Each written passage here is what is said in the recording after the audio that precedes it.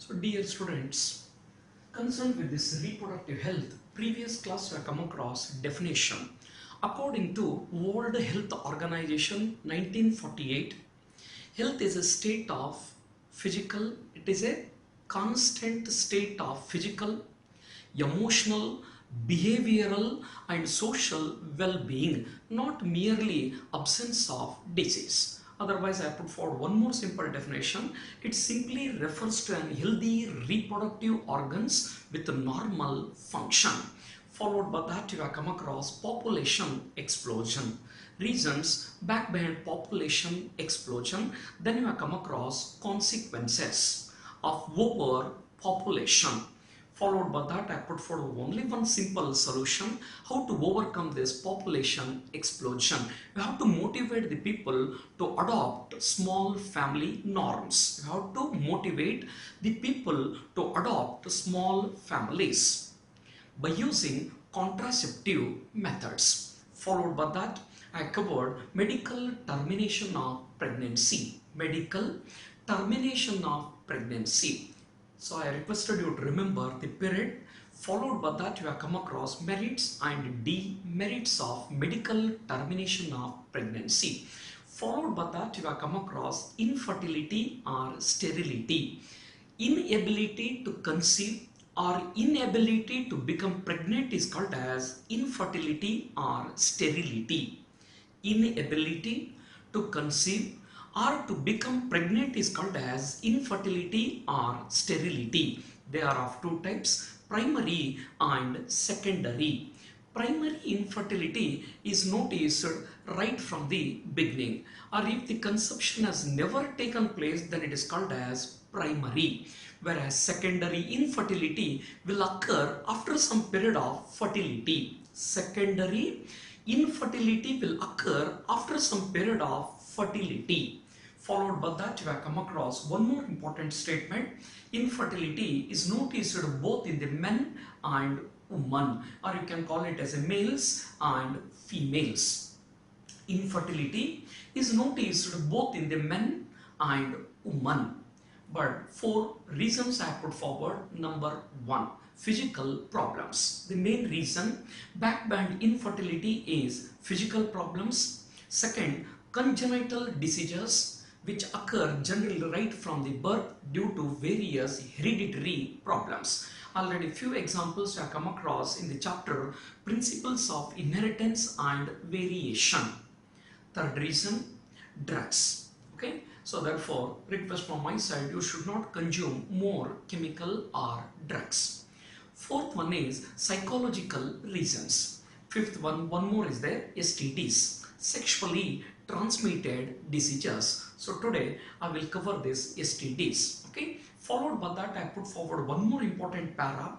Now science is well developed and it is possible for you to overcome infertility or sterility by assisted reproductive technique. Science is well developed, so it is very convenient for you to overcome infertility or sterility by assisted reproductive techniques. Assisted reproductive techniques. Under that, number one, IVF and ET.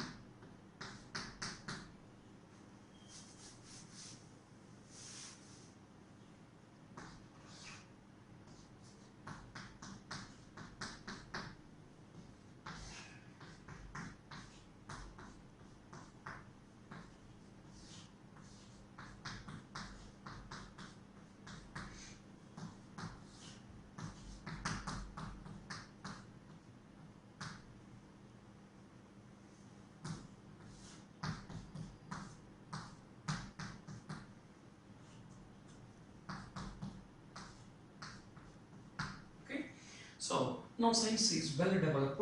It is very convenient for you to overcome infertility or sterility by assisted reproductive techniques. Assisted reproductive techniques. Under that, there are 6 different types they have put forward for your syllabus. One is in vitro fertilization and embryo transfer.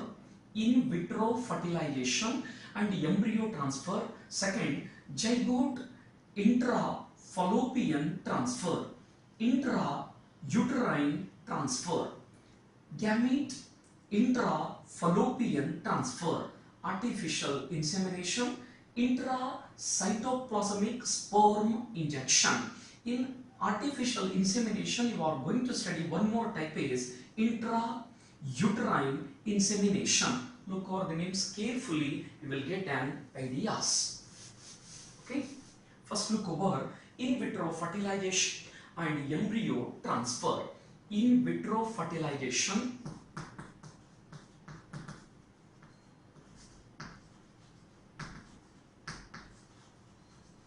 in vitro fertilization and embryo transfer.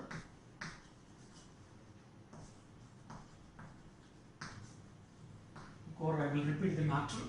So now science is well developed. It is very convenient for the infertile couples to overcome this problem by assisted reproductive technique. On one way, it is an art for infertile couples. Under that, you are going to study in vitro fertilization and embryo transfer, zygote, intrafallopian transfer, intrauterine transfer, gamete intrafallopian transfer, artificial insemination, intracytoplasmic sperm injection. Now first look over IVF and ET. In vitro fertilization and embryo transfer. It is commonly called as test tube baby technique. In vitro fertilization and embryo transfer is commonly called as test tube baby. Okay. Now first is definition. It involves fertilizing one or more eggs outside the body of female. It involves fertilizing one or more ovum, or you can call it as an egg, outside the body of female. Then it is introduced back into the uterus of either mother or surrogate mother. Look over here. It involves fertilizing one or more egg outside the body of female. Then it is introduced back into the uterus of either mother or surrogate mother. You know mother, because mother is one of the dearest thing on the earth. Mother is one of the dearest thing on the earth. Surrogate mothers are nothing but rented mothers. Surrogate mothers are nothing but rented mothers. Okay. Now look over the steps involved in vitro fertilization and embryo transfer. Number one is superovulation. Superovulation. Generally, only one ovum is produced per month during MC. Back to my previous chapter, human reproduction, where I come across menstrual cycle. The cyclic changes which occur in female primate is called as menstrual cycle. Cyclic changes which occur in female primate is called as menstrual cycle. It involves 4 steps: menstrual phase, pre-ovulatory phase, ovulatory phase and post-ovulatory phase, where I come across during MC only one ovum is produced by the female. To enhance the process, ovaries are made to produce more number of ovum. So this process is called as superovulation. Generally, only one ovum is produced by the female or mother per month during MC. To enhance the process, ovaries are made to produce more number of ovum. So this process is called as superovulation. Superovulation is done by injecting gonadotropin releasing hormones. Gonadotropin releasing hormones that already we have come across in human reproduction. Okay, I hope that first point is clear. I'll repeat the matter. Okay, only one ovum is produced by the mother or female every month during MC. But to enhance or to increase the process of IVF, superovulation is done. So it is done by injecting gonadotropin releasing hormone. Only one ovum is produced per month by the female. To enhance the rate of process, ovaries are made to produce more number of ovum. So this process is called as superovulation. Superovulation is done by injecting gonadotropin releasing hormone. Under that specially they are using FSH, follicle stimulating hormone. Second step, ovum is isolated and it is placed in a glass dishes containing nutrients. Okay, ovum is isolated, then it is placed in a glass dishes containing nutrients. Third point, semen is collected either from the husband or from the donor, and it is also stored in suitable medium. So look at the second point, ovum is isolated and it is placed in a glass dishes containing nutrients. Semen is collected either from the husband or from the donor. Then it is also stored in a suitable medium. 4. Depending upon the maturity level of the ovum, sperms are allowed to combine with ovum. Depending upon maturity level of the ovum, sperms are allowed to combine with the ovum. Within 24 hours, fertilization takes place. Within 24 hours, fertilization takes place. Then the fertilized ovum is allowed to undergo division. Fertilized ovum is allowed to undergo division and it forms 2, 4, 8, 16 daughter cells. When the embryo will reaches 8 or 16 celled stage, 2 to 3 are introduced into the uterus of either mother or surrogate mother. Generally, one is get implanted, rest will degenerate. Okay, look over the procedure carefully. First point is superovulation. Okay, generally only one ovum is produced by the female. To increase the rate of process, ovaries are made to produce more number of ovum. So this process is called as superovulation. It is done by injecting gonadotropin releasing hormones. Ovum is isolated, then it is collected in a glass dishes containing nutrients. Third point, semen is collected either from the husband or from the donor. Semen is collected either from the husband or from the donor. It is also stored or collected in a glass dishes containing suitable medium.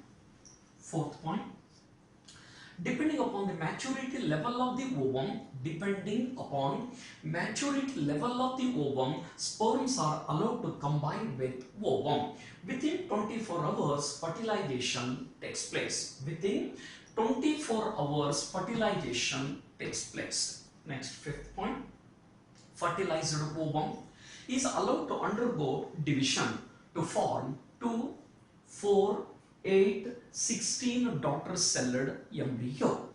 Fertilized ovum is allowed to undergo division to form 2, 4, 8, 16 daughter cells. When the embryo will reaches 8 or 16 celled stage,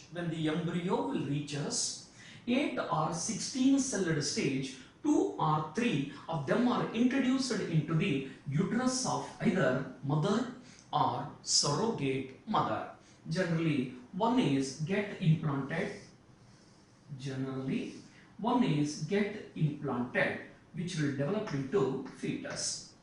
Okay, one is get implanted, which will develop into fetus. Rest will degenerate. Followed by that, as usual, placentation. Followed by that, as usual, placenta formation is there. Followed by that, gestation period, and lastly, parturition is noticed. Okay, so that ends IVF and EP. So this much detailed explanation is not there in the NCERT. So therefore, if you want, you can omit this matter. When they will arise the question, explain IVF and ET, you have to explain this following 5 types: ZIFT, IUT, GIFT, AI, ICSI. Look over, dear students. When they will arise the question, explain in vitro fertilization and embryo transfer. If you read these 5 types, then also will get the full marks. Therefore, if you want, you can omit this matter. Okay.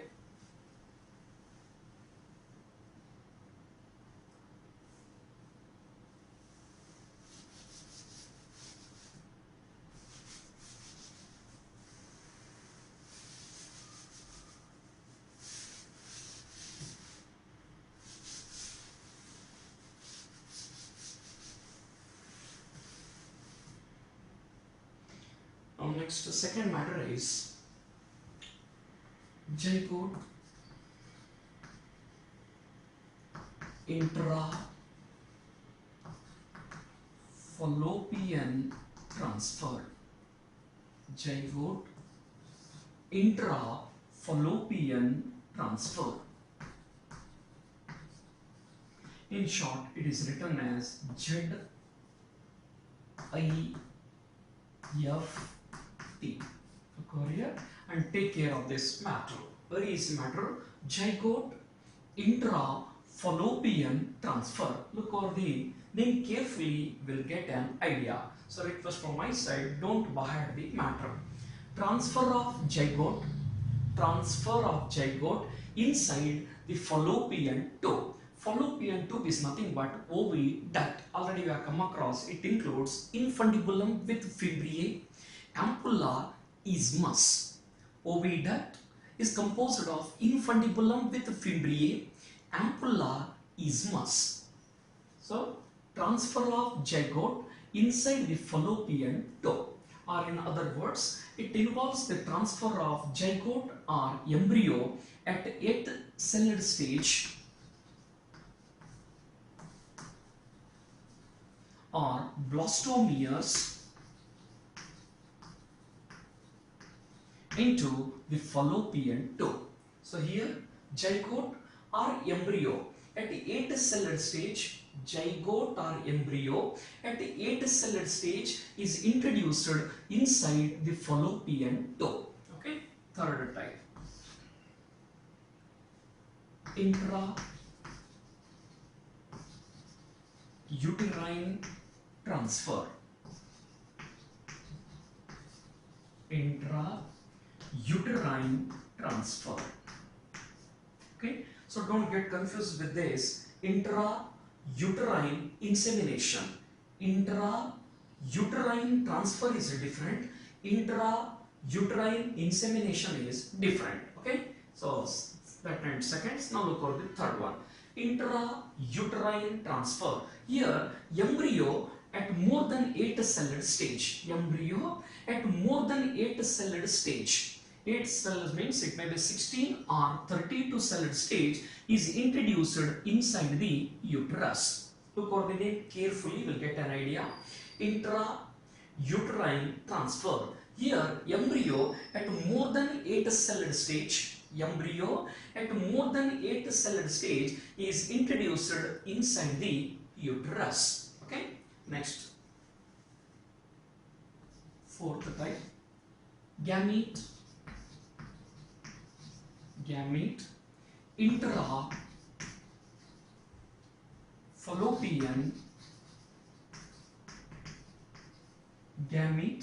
intra-fallopian transfer. Okay, so in short, it is written as GIFT. Gamete intra-fallopian transfer. Look over the name carefully, you will get an idea. It involves transfer of gametes. It involves the transfer of gamete inside the fallopian tube. It involves the transfer of gamete inside the fallopian tube, or it involves the transfer of ovum collected from the donor into the fallopian tube of recipient. It involves the transfer of ovum from the donor into the fallopian tube of recipient. It can be mother or it may be a surrogate mother. On one way, it is a gift. On one way, it is a gift for those mother who are unable to produce ovum, but they can provide a suitable environment for fertilization. Look on this matter. Fourth one, gamete intra-fallopian transfer. Gamete intra-fallopian transfer. It involves the transfer of gamete inside the fallopian tube. It is a simple meaning but standard definition. It involves the transfer of ovum from the donor to the fallopian tube of recipient. On one way, it is a gift for those mothers who are unable to produce ovum, but they can provide a suitable environment for fertilization. Next matter is intracytoplasmic sperm injection. Intracytoplasmic sperm injection.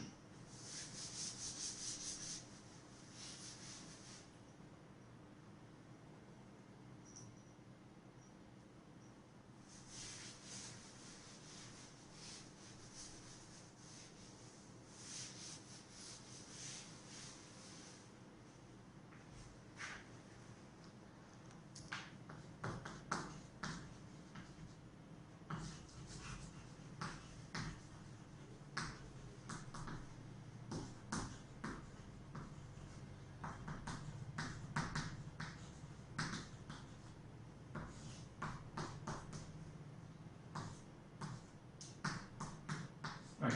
Now look for the next technology, intracytoplasmic sperm injection. Intracytoplasmic sperm injection. In short, it is written as ICSI. Here, sperms are directly injected into the ovum. Sperms are directly injected into the ovum. But this technology is useful for those male who is suffering from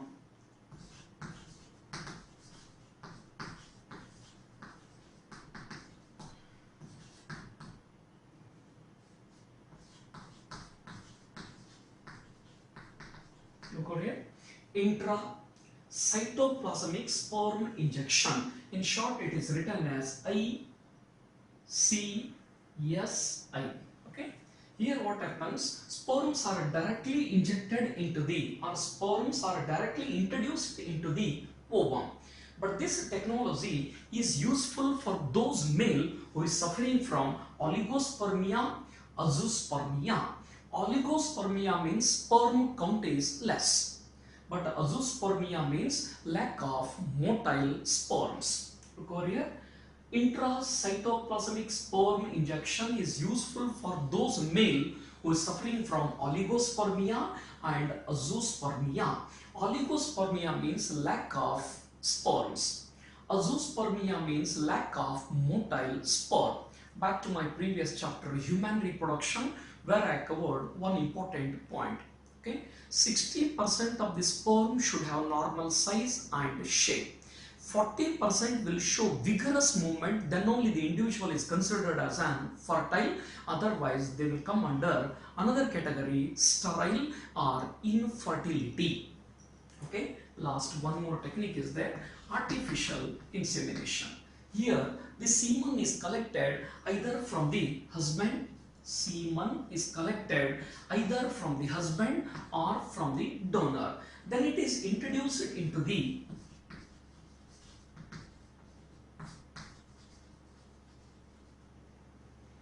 in artificial insemination, semen is collected either from the husband or from the donor.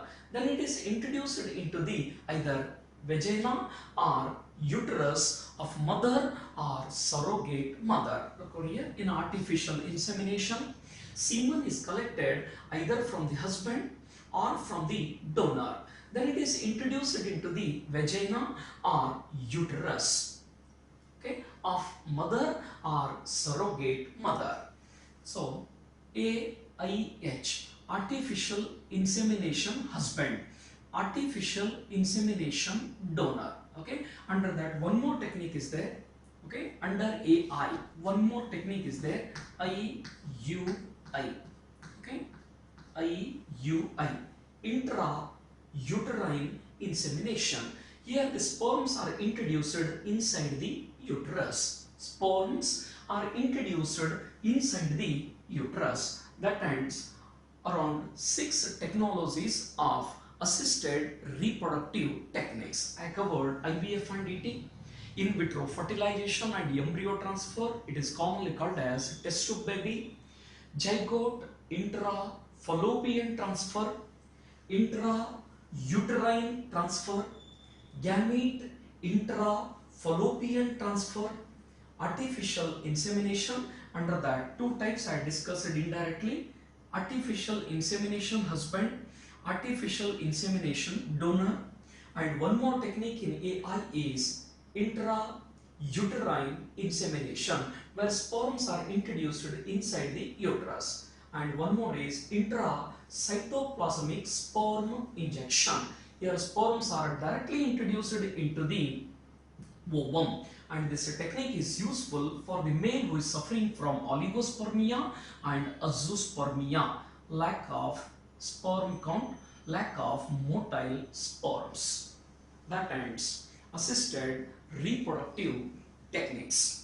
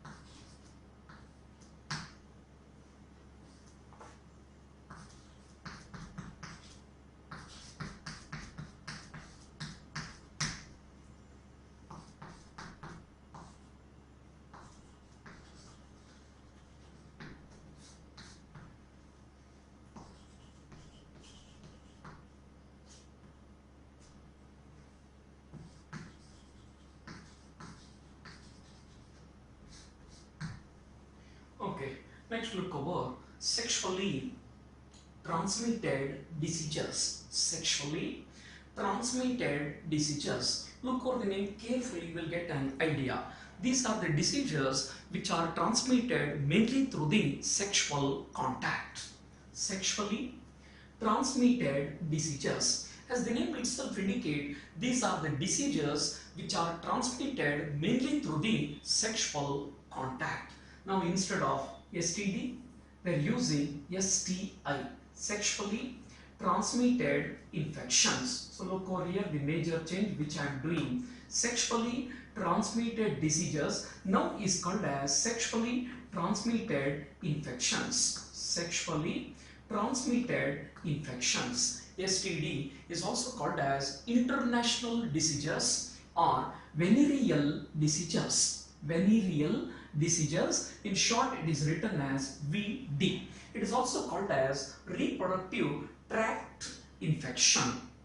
Look over here, sexually transmitted diseases is also called as venereal diseases. In short it is written as VD. It is also called as reproductive tract infection, or you can also call it as an international diseases, reproductive tract infection. In short, it is written as RTI. Okay, so here you are going to study the mode of transmission, how these diseases are transmitted from the infected persons to the normal persons. Then you are going to study symptoms, and lastly you are going to study prevention. Now first look over introduction. These are the diseases which are transmitted mainly through the sexual contact. Number of examples are there: gonorrhea, syphilis, genital herpes, genital warts, trichomoniasis, hepatitis B, HIV, AIDS. Look over few common STDs are listed here: gonorrhea, syphilis, genital herpes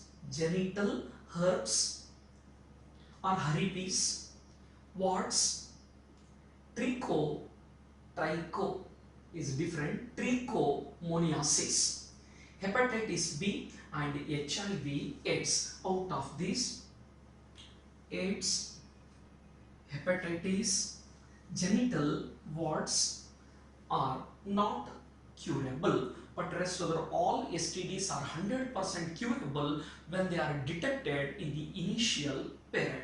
Okay, out of this list, AIDS, hepatitis B and genital warts are not completely curable, but rest are all curable when they are detected in the initial period. Okay, so STD can affect any age group, but it is more commonly noticed at the age of 15 to 24 years due to lack of awareness. STD can affect any age groups, but it is more commonly noticed at the age of 15 to 24 years due to lack of awareness, or you can call it as a due to lack of knowledge.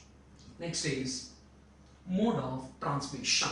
How this disease is transmitted from the infected persons to the normal persons. Same matter you are going to study once again in another chapter, but here I will provide you 2 to 3 extra points. Better you refer only NCERT book and prepare the matter. Number 1.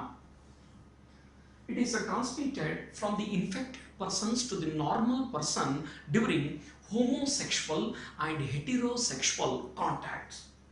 STDs are mainly transmitted during homosexual and heterosexual contact.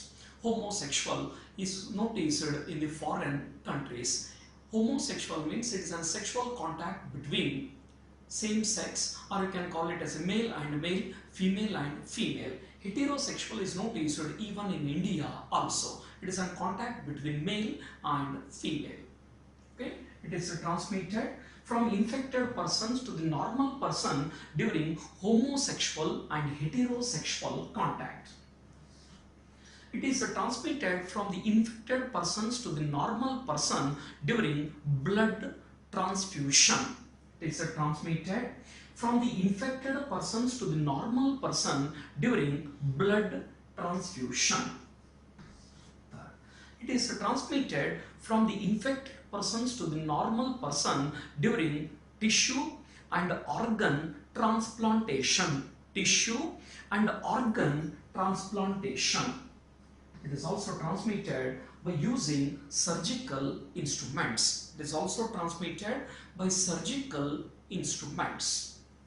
It is transmitted by sharing the injection needles. It is also transmitted by sharing injection needles. It is also transmitted from the infected mother to the fetus through placenta. Already I covered this placenta. It is an organic connection between the fetus and the uterus of the mother for the physiological exchange of metabolic substances. Look over here. STIs is also called as VD or RTI. In rare cases, it is also called as international diseases. As the name itself indicates, these are the diseases which are transmitted mainly through the sexual contact. Under that, look over the mode of transmission. Mode means method. How this disease is transmitted from the infected persons to the normal person through homosexual and heterosexual contact. Second, blood transfusion. Third, it is transmitted from the infected persons to the normal person during tissue and organ transplantation. Fourth one, by sharing injection needles. By sharing injection needles. It is also transmitted by many ways, but out of which I have selected only few for the point of examination. Okay, it is also transmitted from the infected mother to the fetus through placenta. Okay, so that ends mode of transmission. Now next matter is symptoms. Okay, actually the symptoms of STIs varies, but common symptoms are itching,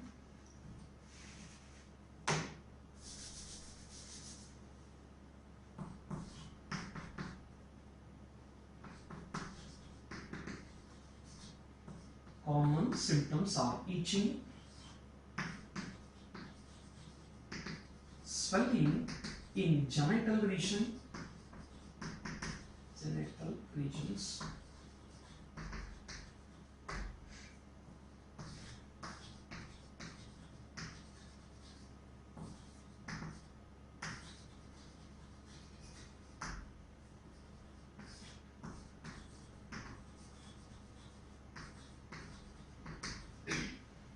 Korea.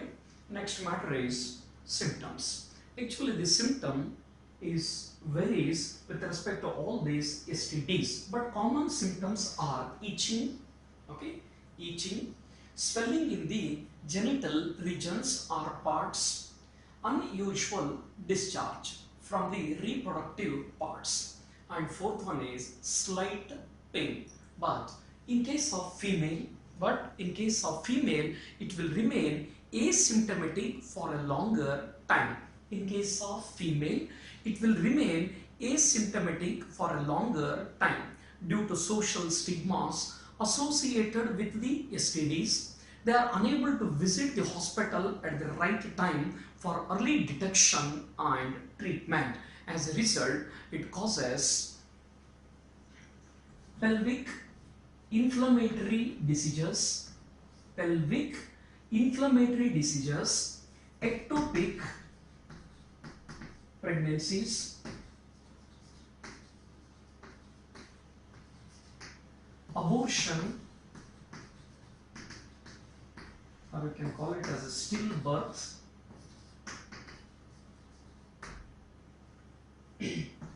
cancer, infertility. Look over here.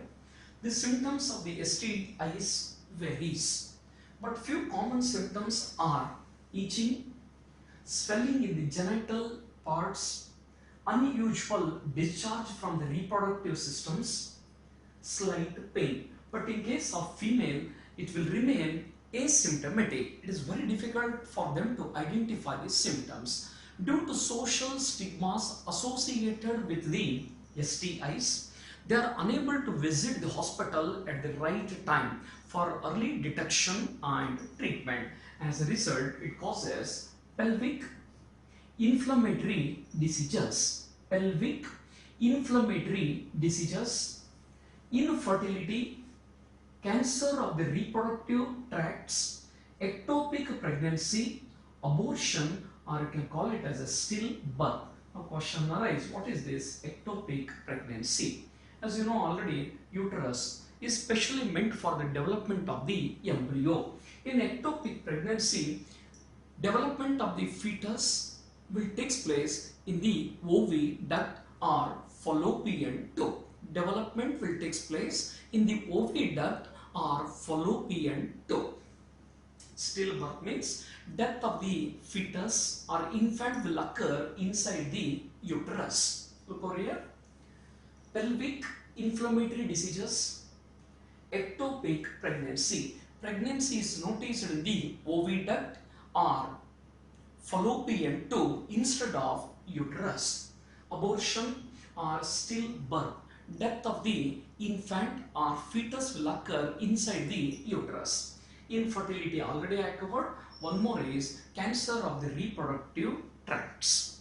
You know already cancer is an uncontrolled division of the cells leading to the formation of tumors. Cancer is an uncontrolled division of the cells leading to the formation of tumors. That you will come to know later in health and disease chapter. Now next matter. Now next matter is prevention of